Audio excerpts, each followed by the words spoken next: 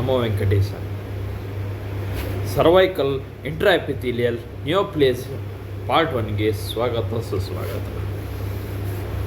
So ಇಲ್ಲಿ anatomy ನಾವು ನೋಡೋದಾದರೆ ಫಸ್ಟ್ ಇದೆ. ಸೊ ಅನಾಟಮಿ ಇಲ್ಲಿ ನಾವು ನೋಡೋದಾದರೆ ಇಲ್ಲಿ ಎಂಡೋಸರ್ವಿಕ್ಸು, ಎಕ್ಸೋಸರ್ವಿಕ್ಸು ಮತ್ತು ಎಕ್ಸ್ಟ್ರಾಲಾಸ್ ಅಂತ ನಾವು ಹೇಳ್ತೇವೆ. ಎಂಡೋಸರ್ವಿಕ್ಸಲ್ಲಿ it is line by the columnar epithelium red, that is ಅದು ರೆಡ್ ಇರ್ತದೆ. ಸೊ ಎಕ್ಸೋಸರ್ವಿಕ್ಸು ಇಲ್ಲೇನಿರ್ತದೆ line by the stratified squamous epithelium, ಇದು ಪಿಂಕ್ ಇರ್ತದೆ. ಪರ್ಸ್ಪೆಕ್ಯುಲಮ್ ಎಕ್ಸಾಮಿನೇಷನ್ ಮಾಡಿದಾಗ ಇದು ರೆಡ್ ಇರ್ತದೆ. ಯಾವುದು ಕಾಲಮ್ನರ್ ಎಪಿಥೀಲಿಯಂ ಮತ್ತು ಎಕ್ಸ್ಟ್ರಾಲಾಸ್, ಇದನ್ನು ನಾವು ಇದಕ್ಕೆ ಕರಿತೀವಿ. ಓಕೆ, ಇದು ರೆಡ್, ಇದು ಪಿಂಕ್. ಓಕೆ, ಇದು ಎಂಡೋಸರ್ವಿಕ್ಸ್, ಇದು ಎಕ್ಸೋಸರ್ವಿಕ್ಸು.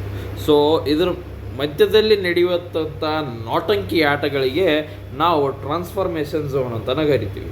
ಯಾಕಂದರೆ ಇದು ಎಕ್ಸ್ಟ್ರಾಲಾಸ್ ಅಂದ್ಕೊಳ್ಳಿ. ಸೊ ಹೊರಗಿರೋದು ಇದು ಎಕ್ಸೋಸರ್ವಿಕ್ಸ್. ಯಾವುದಪ್ಪ ಇದು exocervix. It is consider of stratified squamous epithelium. ಇದು ಎಂಡೋಸರ್ವಿಕ್ಸು. ಇದು ಏನಿರ್ತದೆ ಅಂದರೆ ಇದು ಕಾಲಮ್ನರ್ ಎಪಿಥೀಲಿಯಂ ಇರ್ತದೆ, ಇದು ಸ್ಟ್ರಾಟಿಫೈಡ್ ಸ್ಕ್ವಾಮಸ್ ಎಪಿಥೀಲಿಯಂ ಇರ್ತದೆ. ಸೊ ಇದ್ರ ನಡುವೆ ನಡೆಯುವಂಥ ಆಟಗಳೇ ಸ್ಕ್ವಾಮೋ ಕಾಲಮ್ನರ್ ಜಂಕ್ಷನ್. ಅಲ್ಲಿ ಟ್ರಾನ್ಸ್ಫಾರ್ಮೇಷನ್ ಝೋನ್ ಇರ್ತದೆ. ಅಲ್ಲಿ ಕಾಲಮ್ನರ್ ಎಪಿಥೀಲಿಯಮಿಂದ ಸ್ಕ್ವಾಮಸ್ ಎಪಿಥೀಲಿಯಂ ಆಗುವಂಥ ಪ್ರಕ್ರಿಯೆಗಳು ಡೈಲಿ ನಡೀತಾನೆ ಇರ್ತವೆ. At the puberty, presence of the glycogen in the vaginal epithelium under the effect of the estrogen, presence of the dodelin bacilli acts on the lactic acid ಆಗ್ತದೆ. ಇಲ್ಲಿ acidic pH ಅನ್ನು maintain ಮಾಡ್ತದೆ. So ಇಲ್ಲಿ squamous metaplasia ಹೆಂಗಾಗುತ್ತೆ ಅಂದರೆ ಇಲ್ಲಿ squamous epithelium grows over the columnar epithelium. ಇಲ್ಲಿ ಯಾವುದು ಟ್ರಾನ್ಸ್ಫಾರ್ಮೇಷನ್ ಝೋನ್ ಇದೆಯೋ ಅಲ್ಲಿ ಮೆಟಾಪ್ಲೇಸಿಯಾ ಆಗ್ತಾ ಇರ್ತದೆ. ಮೆಟಾಸ್ಟಾಸಿಸ್ ಅಲ್ಲ, ಮೆಟಾಪ್ಲೇಸಿಯಾ ಆಗ್ತದೆ. ಯಾವಾಗ ಮೆಟಾಪ್ಲೇಸಿಯಾ ಅನ್ಕಂಟ್ರೋಲಬಲ್ ಆಗ್ತದೋ ಆವಾಗ ಅದು ಮೆಟಾಸ್ಟಾಸಿಸ್ ಆಗಲಿಕ್ಕೆ ಚಾನ್ಸ್ ಆಗ್ತದೆ. ಸೊ ಅದಕ್ಕಿಂತ ಮುಂಚೆ ಅದು ನಾವು ಮೆಟಾಪ್ಲೇಸಿಯಾ ಅಂತಲೇ ಕರಿತೀವಿ. ಸೊ ಮೆಟಾಪ್ಲೇಸಿಯಲ್ಲಿ ಯಾವುದು ಅಂದರೆ ಸೊ ಈ ಸ್ಕ್ವಾಮಸ್ ಎಪಿಥೀಲಿಯಂ ಕಾಲಮ್ನರ್ ಎಪಿಥೀಲಿಯಂನನ್ನು ರಿಪ್ಲೇಸ್ ಮಾಡಿ ಅಲ್ಲಿ ಸ್ಕ್ವಾಮಸ್ ಎಪಿಥೀಲಿಯಂ ಬೆಳೀತಾ ಹೋಗ್ತದೆ. So normal squamo columnar junction. Transformation zone ಏನಿರ್ತದೆ ಅಲ್ಲಿ dynamic area between the old and the new squamo columnar junction. Position changes due to the hormonal status ಯಾವಾಗಲೂ change ಆಗ್ತದೋ ಆವಾಗ ಪೊಸಿಷನ್ ಚೇಂಜ್ ಆಗ್ತದೆ. OCP ಯಾವಾಗ change ಆಗ್ತದೋ ಆವಾಗ ಚೇಂಜ್ ಆಗ್ತದೆ. ಮತ್ತು ಪ್ರೆಗ್ನೆನ್ಸಿ ಮತ್ತು ಮೆನೋಪಾಸ್. ಓಕೆ, ಅಲ್ಲಿ ಯಾವಾಗಲೂ ಚೇಂಜ್ ಆಗ್ತಾನೆ ಇರ್ತದೆ. ಯಾವಾಗ transformation zone, blockade of the columnar epithelium gland, nabothian cyst and the follicles. ಇಲ್ಲಿ ಫಿಸಿಯಾಲಜಿಕಲಿ ನೆಬೋಮಿಯಂ ಸಿಸ್ಟ್ ಏನು ಗ್ಲ್ಯಾಂಡ್ ಬ್ಲಾಕೇಡ್ ಆಗ್ತದೆ. ಕಾಲಮ್ನರ್ ಎಪಿಥೀಲಿಯಂ ಗ್ಲ್ಯಾಂಡಲ್ಲಿ biopsy not required and indication for the original squamo columnar junction. ಇದು ಯಾವಾಗ blockade of the columnar epithelium ಇದ್ದಾಗ, new squamo columnar junction ಆದಾಗ ಇವೆಲ್ಲ ಯಾವಾಗ ಚೇಂಜ್ ಆಕ್ಕವ ಅಂದ್ರೆ ಹಾರ್ಮೋನಲ್ ಸ್ಟೇಟಸ್ಸು, OCPಸು ಮತ್ತು pregnancies and the menopause change ಆದಾಗ ಆಗ್ತದೆ. ಸೊ ಇಲ್ಲಿ ಅಪ್ಲೈಡ್ ಆಸ್ಪೆಕ್ಟ್ ಅಂದರೆ ಕ್ಯಾನ್ಸರ್ ಸರ್ವಿಕ್ಸ್. ಇದು ಕ್ಯಾನ್ಸರ್ ಸರ್ವಿಕ್ಸ್ ಅಂದರೆ ಸ್ಕ್ವಾಮಸ್ ಸೆಲ್ ಕಾರ್ಸಿನೋಮಾ ಇರ್ತದೆ, most common variety. Transformation zone is a most common site. Endocervix is a most common site for the adenocarcinoma. ಯಾಕೆ ಹೇಳ್ರಿ? ಯಾಕಂದರೆ ಅಲ್ಲಿ ಕಾಲಮ್ನರ್ ಎಪಿಥೀಲಿಯಂ ಜಾಸ್ತಿ ಇರ್ತದೆ ಅಲ್ಲಿ. ಓಕೆ, ಅದಾದಮೇಲೆ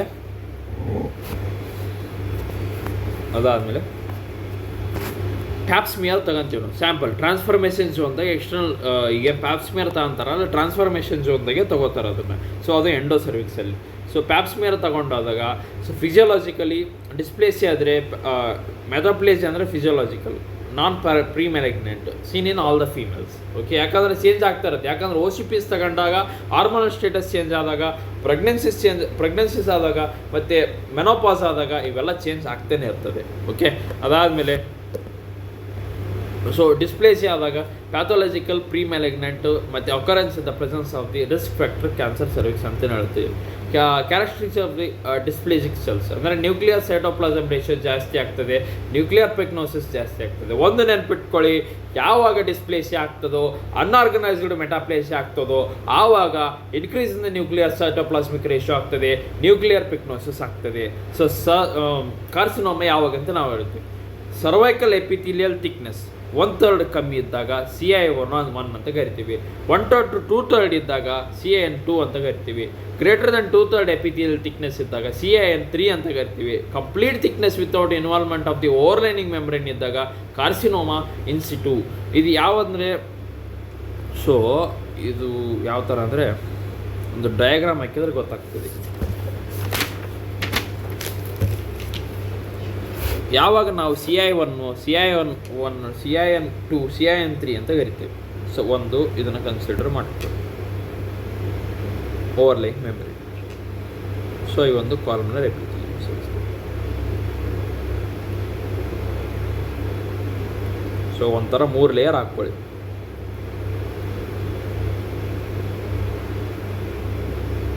ಓಕೆ, ಇದು ನ್ಯೂಕ್ಲಿಯಸ್. ಸೊ ರೆಡ್ ಅನ್ನೋದು ಇನ್ವಾಲ್ವ್ಮೆಂಟ್. ಸೊ ಯಾವಾಗ ಇವು ಸ್ವಲ್ಪ ಇನ್ವಾಲ್ವ್ ಆಯ್ತಪ್ಪ, ಓಕೆ, ಇದು ಔಟರ್ ಲೇಯರ್, ಇದು ಓವರ್ಲೈಯಿಂಗ್ ಮೆಮ್ರೇನ್ ಇದು. ಸೊ ಸ್ವಲ್ಪ ಇನ್ವಾಲ್ವ್ ಆಯ್ತು ಅಂದ್ಕೊಳ್ಳಿ. ಓವರ್ಲೈಯಿಂಗ್ ಮೆಮ್ರೇನ್ ನಾವು ಓವರ್ಲೈಯಿಂಗ್. ಸೊ ಇದು ಒಂದು ನಾವು ಕನ್ಸಿಡರ್, ಇದು ಒಂದಪ್ಪ, ಇದು CI1, ಓಕೆ. ಇದು CIN2, ಇದು ಗ್ರೇಟರ್ ದೆನ್ 2 ಅಂದರೆ CIN3, okay. Greater than CIN3 ಬರ್ತದೆ ಹಂಗೆ. So overlying complete thickness with all ಇದೆಲ್ಲ ಇನ್ವಾಲ್ವ್ ಆಯ್ತು ಅಂದ್ಕೊಳ್ಳಿ, ಕಾರ್ಸಿನೋಮಾ ಇನ್ ಸಿಟು ಅಂತ ಕರಿತೀವಿ. Involvement of the overline membrane ಅಂದರೆ ನಾವು ಕಾರ್ಸಿನೋಮಾ ಇನ್ವರ್ಸಿವ್ ಕಾರ್ಸಿನೋಮಾ ಅಂತ ಕರಿತೀವಿ ನಾವು, okay.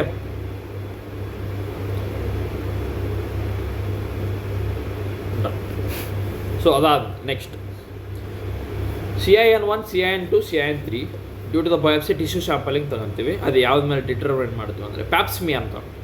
ಸೈಟಾಲಜಿಕಲ್ test interference dysplasia plus or dysplasia 2 ಇದು ಆಗಿಲ್ಲ ಅಂತ ನಾವು ಪ್ಯಾಪ್ಸ್ಮಿಯರ್ ತೊಗೊಂಡು ಹೇಳ್ತೀವಿ, ಓಕೆ. ಅದಾದಮೇಲೆ ಅಬ್ನಾರ್ಮಲ್ ಪ್ಯಾಪ್ಸ್ಮಿಯರ್ ಇದ್ದಾಗ ಬಯಾಪ್ಸಿ ತೊಗೊಳಕ್ಕೆ ನಾವು ಇಷ್ಟಪಡ್ತೀವಿ. ಅದಾದಮೇಲೆ management is not based on the Pap smear report. So Pap smear ಯಾವ ಥರ ತೊಗೋತಾರೆ ಅಂದರೆ ಅಲ್ಲಿ ಒಂದು ಕನ್ವೆನ್ಷನಲ್ ಪ್ಯಾಪ್ಸ್ಮಿಯರ್ ಇರ್ತದೆ, ಒಂದು ಆರೋ ಸ್ಪ್ಯಾಚುಲಾ ಇರ್ತದೆ, ಅದಾದಮೇಲೆ ಎಂಡೋಸರ್ವಿಕಲ್ ಬ್ರಷ್ ಇರ್ತದೆ. ಸ್ಯಾಂಪಲ್ ಅಂದರೆ ectocervix from the transition zone with bifid end of the Ayre spatula.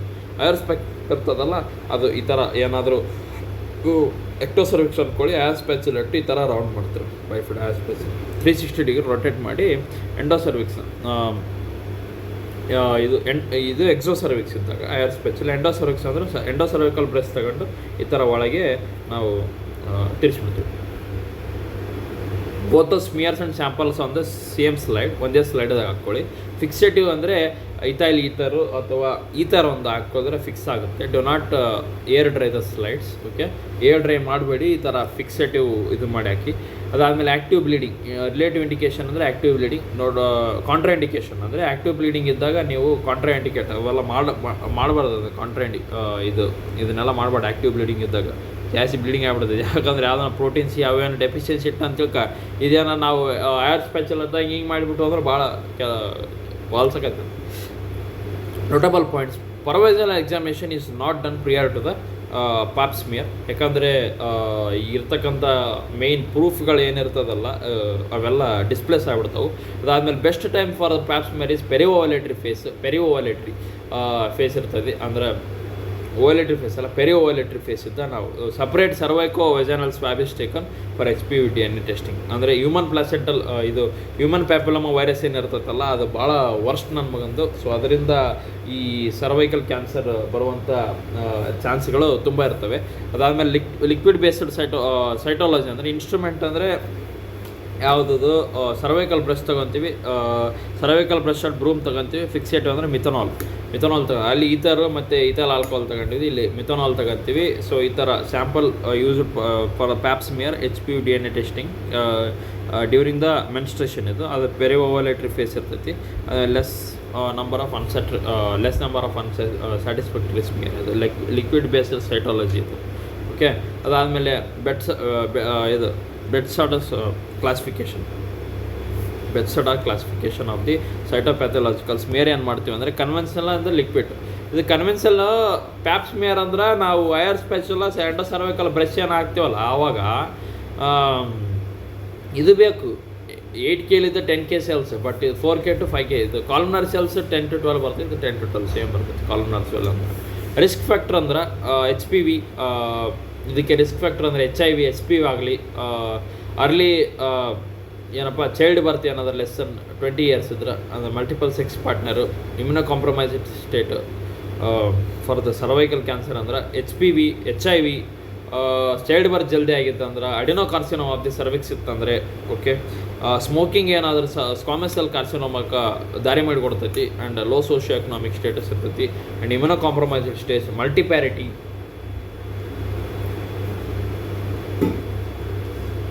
ತುಂಬ ಚಾನ್ಸ್ಗಳಿರ್ತವೆ ಈ ಥರ ಇರ್ತವೆ okay notable features cervix cancer has no relation to early menarche the late menopause okay early menopause late ಇದು ಆಹಾರಕ್ಕೇನು ಇದು ಸಂಬಂಧನೇ ಇರಲ್ಲ and hormonal replacement therapy does not increase the chance of cancer cervix ಅದಕ್ಕೆ ಇದು ಸಂಬಂಧನೇ ಇಲ್ಲ ಇದ್ರ ಪಾಡಿಗೆ ಇದು ಓದ್ತಿರ್ತದೆ ಅದ್ರ ಪಾಡಿಗೆ ಅದು ಬರ್ತದೆ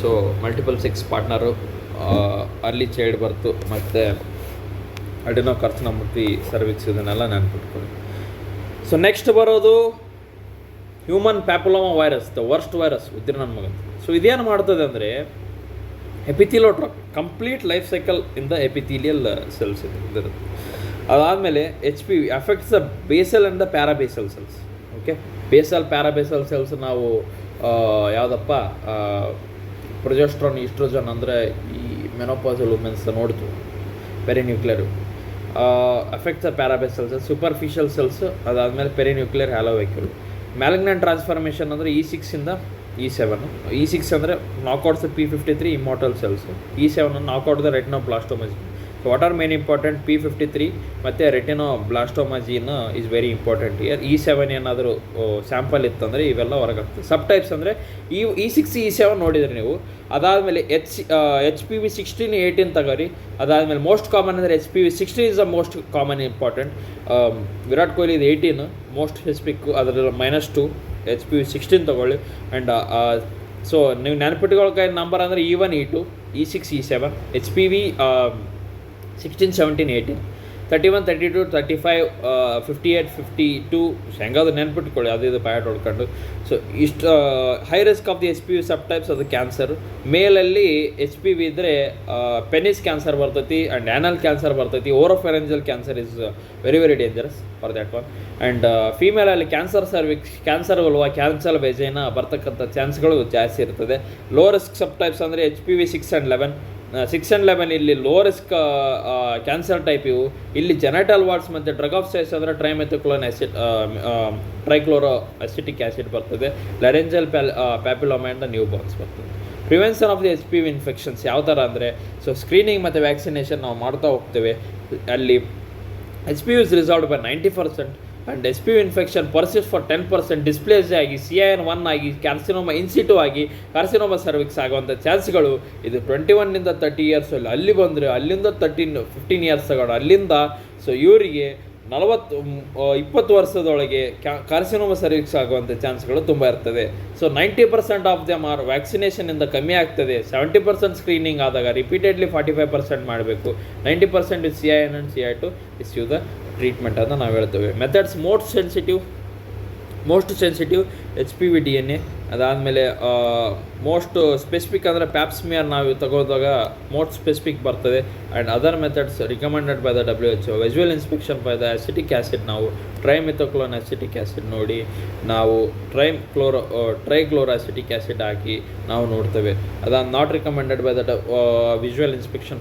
ವಿತ್ ಲುಗೋಲ್ ಸೈಡಿನ್ ನಾವು ನೋಡಲ್ಲ ಲುಗೋಲ್ ಸೈಡಿನ್ ಹಾಕಿದ್ರೆ ನಾವು ನೋಡಲ್ಲ ಓಕೆ ಹಾಕಿದ್ರೆ ನಾವು ನೋಡಲ್ಲ ನಾಟ್ ರಿಕಮೆಂಡೆಡ್ ನಾವು ನೋಡೋಕ್ಕೆ ಒಂದು ಪ್ಯಾಪ್ಸ್ಮಿಯರ್ ನೋಡ್ತೀವಿ ಎಲಿಸಾ PCR ಮಾಡಿ DNA ತೆಗಿತೀವಿ and screening protocol and resource use countries are ACOG protocol and resource limited WHO protocol ನಾವು ನೋಡ್ತೇವೆ ಸೊ WHO ಪ್ರೋಟೋಕಾಲ್ ಅಂದರೆ ಇದು ನೋಡ್ತೇವೆ ಓಕೆ ಅದಾದಮೇಲೆ WHO ಪ್ರೋಟೋಕಾಲ್ ಏನೇನು ಫಾಲೋ ಮಾಡ್ತಾರೆ ಅಂದರೆ 30 ವರ್ಷದಿಂದ 50 ವರ್ಷ ಒಳಗಿರೋ ಹೆಣ್ಮಕ್ಳಿಗೆ ಸೊ ಅಪ್ರೋಚ್ ಮಾಡ್ತಾರೆ ಸಿ ಆ್ಯಂಡ್ ಟ್ರೀಟ್ ಅಂದರೆ ಪ್ರೈಮರಿ ಸ್ಕ್ರೀನಿಂಗ್ ಟೆಸ್ಟಿಂಗ್ನಲ್ಲಿ ಏನಾದರೂ ಪಾಸಿಟಿವ್ ಬಂತಂದರೆ ಟ್ರೀಟ್ ಮಾಡುತ್ತಾರೆ and C in the triage and the treat primary screening positive secondary screening positive ಆವಾಗ ನಾವು ಟ್ರೀಟ್ಮೆಂಟ್ನ ಸ್ಟಾರ್ಟ್ ಮಾಡ್ತೇವೆ C and treat approach with HPV DNA ಹೇಗೆ ಮಾಡ್ತಾರೆ ಅಂದರೆ start screening at the 30 years okay 30 ವರ್ಷದಿಂದ ಅಂಟಿಲ್ 50 ವರ್ಷದ ತನಕ ನೀವು ಸ್ಕ್ರೀನಿಂಗ್ ಮಾಡಿರಿ HPV DNA ಪಾಸಿಟಿವ್ ಬಂತು ಅಂದ್ಕೊಳ್ಳಿ, ಸೊ ನೆಗೆಟಿವ್ ಬಂತು ಅಂದ್ಕೊಳ್ಳಿ. ಸೊ ನೆಗೆಟಿವ್ ಬಂದಾಗ ನಾವೇನು ಮಾಡ್ತೇವೆ, general population after the repeated the testing. ಈಗ ನೆಗೆಟಿವ್ ಬಂತಂದರೆ general population after 5 to 10 years, HIV population 3 to 5 years ಆದಮೇಲೆ ನಾವು ಒಂದು ಚೆಕ್ ಮಾಡ್ತಾ ಹೋಗ್ತೇವೆ. ಸೊ ಪಾಸಿಟಿವ್ ಬಂತಂದರೆ LLETZ LEEP ಅಂದರೆ large loop excision of the transformation zone with the loop extra excision procedure, LEEP. So large loop excision of the transformation zone. Transformation ಝೋನಲ್ಲಿ ಬರ್ತಕ್ಕಂಥ ಈ HPV DNA-ಗಳು, ಸೊ HPV ಇನ್ಫೆಕ್ಷನ್ಗಳು ಅಲ್ಲಿಂದ ಕ್ಯಾನ್ಸರ್ ಆಗಲಿಕ್ಕೆ ನಾವು ಬಿಡಬಾರ್ದು ಅಂತ ನಾವೇನು ಮಾಡ್ತೇವೆ, LEET large excision of the transformation zone ಅಂತ ನಾವು ಕರಿತೇವೆ. So treat approach via 3 to 5% of the acetic acid ನಾವು ಹಾಕ್ತೇವೆ. ಸೊ ಅಲ್ಲಿ ನಾರ್ಮಲ್ ಎಪಿಥೀಲಿಯಮ್ ಅಂದರೆ ಇದು ಮಾಡ್ತೇವೆ, ಡಿಸ್ಪ್ಲೇಸ್ಮಿಕ್ ಎಪಿಥೀಲಿಯಮ್ ಅಂದರೆ so large loop excision of the transformation zone. Treat ಟ್ರೇಸಲ್ಲಿ ನೆಗೆಟಿವ್ ಬಂತಂದರೆ ಸೊ ರಿಪೀಟ್ ಯಾವಾಗ ಮಾಡ್ತೇವೆ, ಜನರಲ್ ಪಾಪ್ಯುಲೇಷನ್ಗೆ 5 to 10 years, HIV ಇರೋರಿಗೆ 3 years, start screening at the 30 years, stop screening at the 50 years. Positive ಇಲ್ಲಿ ಇನ್ನೊಂದು ನೆನ್ಪಿಟ್ಕೊಳ್ಳಿ, ಮಲ್ಟಿಪ್ಯಾರಿಟಿ ಇರುವಂಥ ವುಮೆನ್ಗಳಿಗೆ 20 yearsಗಿಂತ ಮುಂಚೆ ಹುಟ್ಟಿರ್ತಕ್ಕಂಥ ಇವರಿಗೆ ರಿಸ್ಕ್ಗಳು ಜಾಸ್ತಿ ಆಗ್ತದೆ ಅಂತ ನಾನು ಹೇಳೇನೆ. ಅದಾದಮೇಲೆ ಅಡಿನೋಕಾರ್ಸಿನೋಮ ಇರೋರಿಗೆ ಜಾಸ್ತಿ ಆಗ್ತದೆ ಅಂತ ನಾನು ಹೇಳಿದ್ದೇವೆ. ಮಲ್ಟಿಪಲ್ ಸೆಕ್ಸ್ ಪಾರ್ಟ್ನರ್ ಇರೋರಿಗೆ HPV DNA ಟ್ರಾನ್ಸ್ಫರ್ ಮಾಡಿದವರಿಗೆ ಜಾಸ್ತಿ ಯಾವುದು HPV DNA HPV ವೈರಸ್ನ ಜಾಸ್ತಿ ಇದರೊಳಗೆ ಆಗ್ತದೋ ಅವರಿಗೆ ಇನ್ಫೆಕ್ಷನ್ ಆಗಿ ಸೊ ಕ್ಯಾನ್ಸರ್ ಆಗುವಂಥ ಚಾನ್ಸ್ಗಳು ತುಂಬ ಇರ್ತದೆ. ಓಕೆ, ಅದಾದಮೇಲೆ ಪಾಸಿಟಿವ್ ಬಂತು ಅಂದ್ಕೊಳ್ಳಿ, ಟ್ರೇಸಲ್ಲಿ ಪಾಸಿಟಿವ್ ಬಂತು ಅಂದ್ಕೊಳ್ಳಿ. ಸೊ ಅದಾದಮೇಲೆ ಸೆಕೆಂಡರಿ ಟೆಸ್ಟ್ ಮಾಡ್ತೇವೆ, repeat the HPV DNA testing for 1 to 2 years. ಅದಾದಮೇಲೆ ಪಾಸಿಟಿವ್ ಬಂತು ಅಂದ್ಕೊಳ್ಳಿ, ಆವಾಗ ನಾವು ಮಾಡೋದೇ ಮ್ಯಾನೇಜ್ಮೆಂಟ್. ಅದು ಯಾವುದು ಮ್ಯಾನೇಜ್ಮೆಂಟ್ ಅಂದರೆ large loop excision of the transformation zone, loop electro excision of the procedure. Cryo surgery ಏನು ಮಾಡ್ತೇವೆ, ಆಲ್ ದ 4 ಫಾಲೋಯಿಂಗ್ ಪ್ರೆಸೆಂಟ್.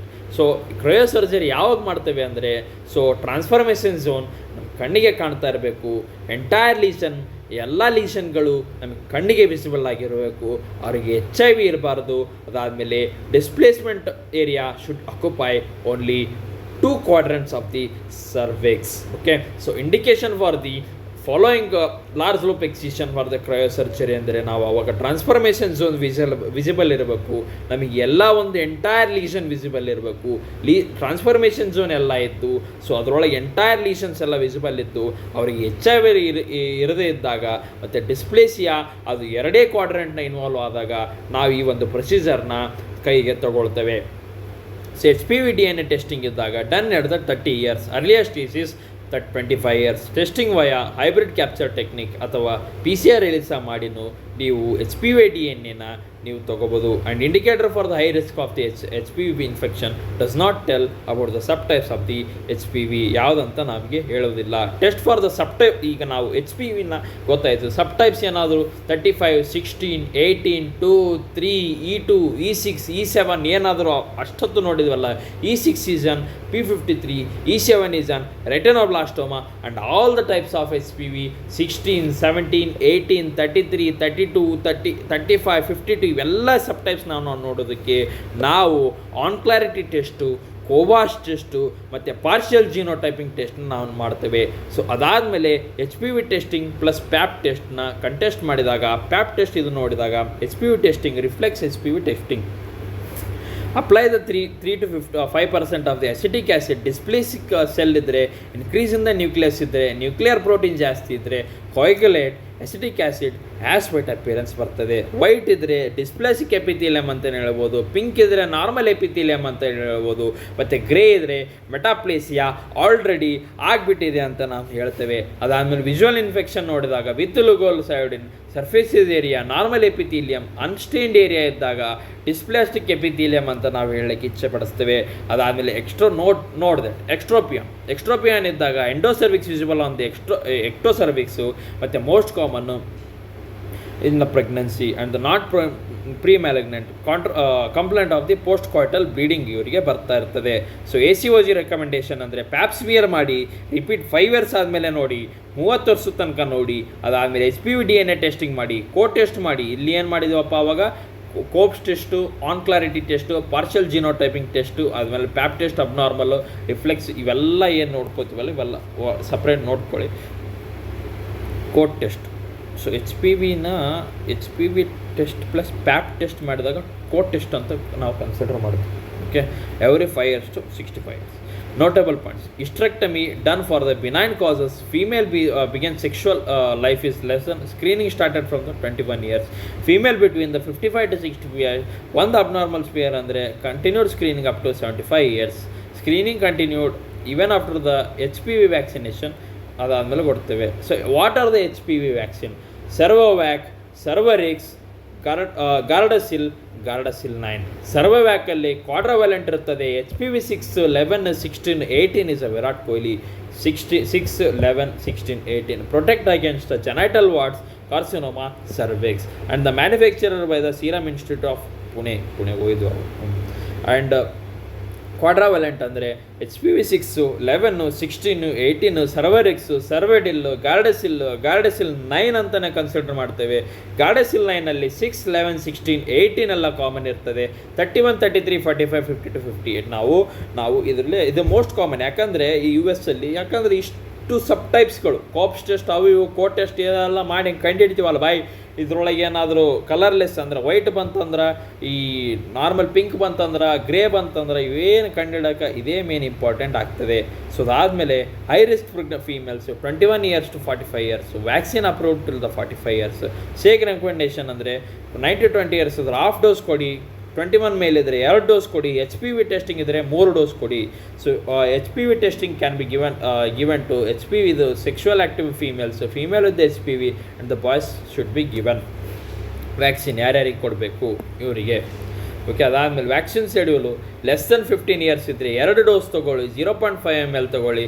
ಅದಾದಮೇಲೆ 0.6 months ತೊಗೊಳ್ಳಿ. 15 to 26 years ಅಂದರೆ ನಮ್ಮ ಏಜ್ ಇರ್ತಕ್ಕಂಥ ಫೀಮೇಲ್ಗಳು, ಸೊ ಅವರು 3 ಡೋಸ್ ತೊಗೊಳ್ಳಿ. ಡೋಸು ಅಂದರೆ number of doses 3, 0 to 6 months ಅಂತ ತೊಗೊಳ್ಳಿ. ಅದು 1 ml ಎಲ್ಲ no need of the HPV treatment before vaccination. And the contraindication is a pregnancy and the side effect is a ಸಿಂಕೋಪ್.